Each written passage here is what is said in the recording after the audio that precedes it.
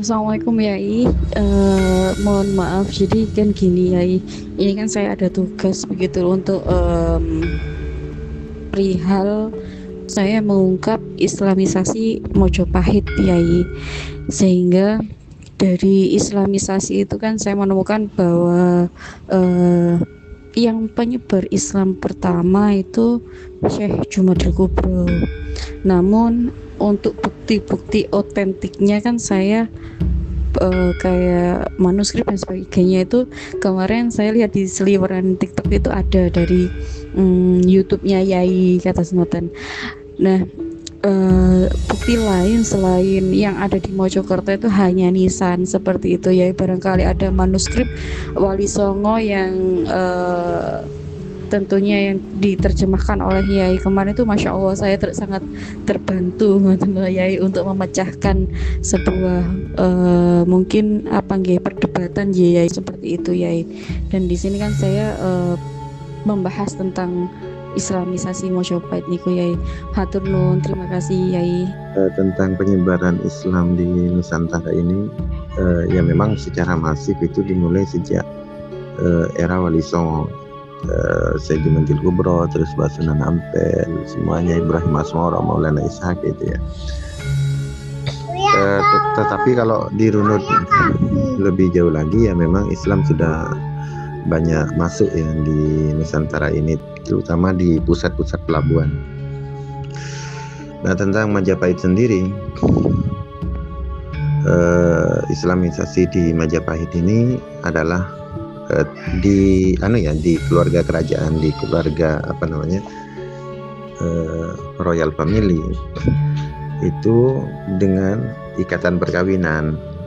Nah, penyebarannya itu banyak diprakarsai antar kerajaan, terutama dari Malaka ini ketika zaman Muzaffar Shah.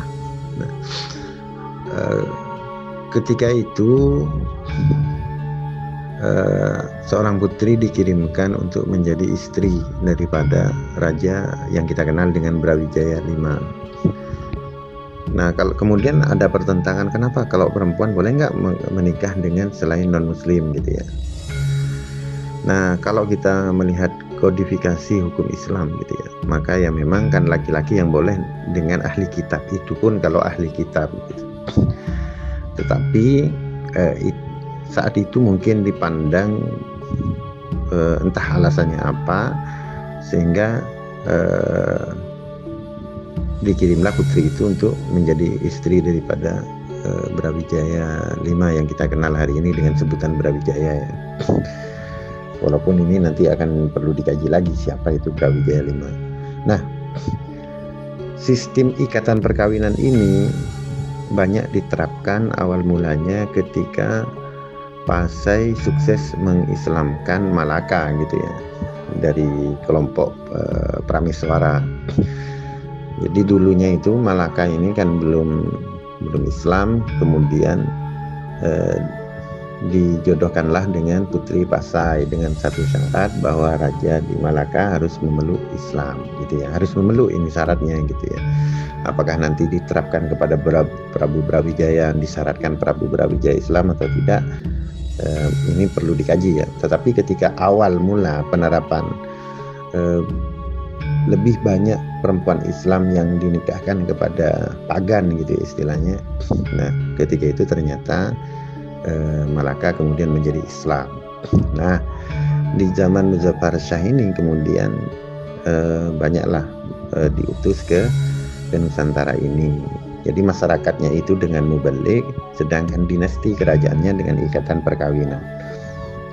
Dan terbukti benar bahwa keturunan daripada Brawijaya, bahkan anak-anaknya ya, para pangerannya, banyak yang memeluk Islam. Di antaranya adalah misalkan yang melahirkan raja-raja di Madura, Lembu Petang gitu ya, Lembu Petang, beliau bahkan dimakamkan di Ampel, menjadi santri daripada Mbah Sinwun Sunan Ampel.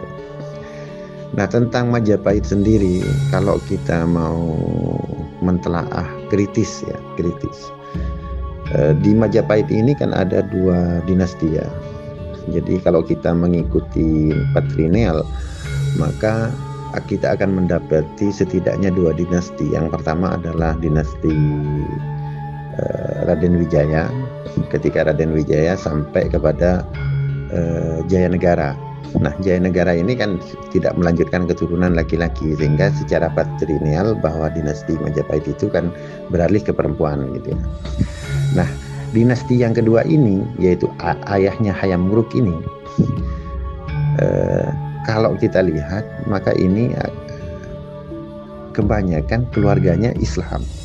Nah, ini makanya kemudian ada penelitian dari mana itu, dari Muhammadiyah itu, bahwa Majapahit adalah kerajaan yang bercorak Islam atau gimana ya. Bagi saya coraknya ya seperti Indonesia sekarang ini, bukan negara agama tetapi pemimpinnya Islam. Nah, oleh sebab itu maka kemudian perlu dikaji bahwa leluhur daripada Hayam Wuruk ini ternyata banyak yang Islam. Nanti kita lanjut lagi deh, ini ada tamu nanti ya.